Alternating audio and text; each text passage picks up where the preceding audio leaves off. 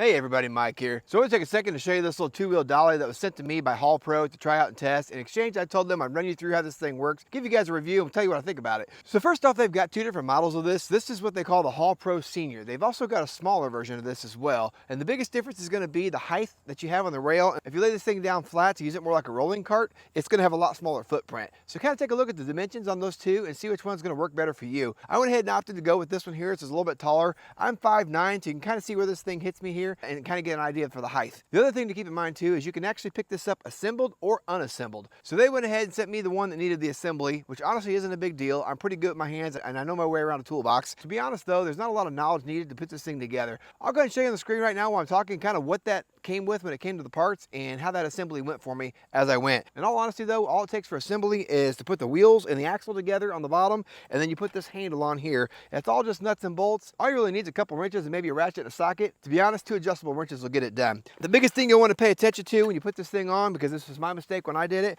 was this axle can actually fit in 2 different locations. And because this has a 10-inch wheel on it, you're going to want to make sure that axle sits all the way out at the end and don't put it in the inside holes there. That was the mistake I made the first time, but I also didn't read the directions. So do better than me. And other than that, it took a little bit of finesse and finagling to get the bolts of the platform here on and get everything lined up. If you got yourself like a screwdriver to help line those holes up, or maybe even like a little punch or chisel that you can stick in the hole to kind of help line those holes when you're throwing your bolt through, you'll be just fine. Once I got the assembly done, which took me about 20 minutes, this is what you're left with. So this actually has 2 different features built into it. You can use it like a 2-wheel dolly like you see here, which is capable of lifting 700 pounds on the lip of this thing. By flipping this bar down right here, that's going to unlock this bar here, and you simply just bring this down to the ground like so. So keep in mind, in the configuration you see this unlock right now, this is not actually designed to be this way. They do sell 3-in-1 units as well that would actually be capable of rolling and moving furniture or large objects this direction. This one doesn't have the bracing here, so you're going to risk actually bending this and damaging the unit. Not to mention, when you try to roll this thing back and forth, these wheels don't have the articulation needed, so you're really only stuck with going straight. Let's go ahead and get this down in the actual position that's designed to, and that's going to be simply like this. Now you've got this thing set up and ready to go, where you can put a large cooler, or maybe a small dresser, nightstand, something of that nature,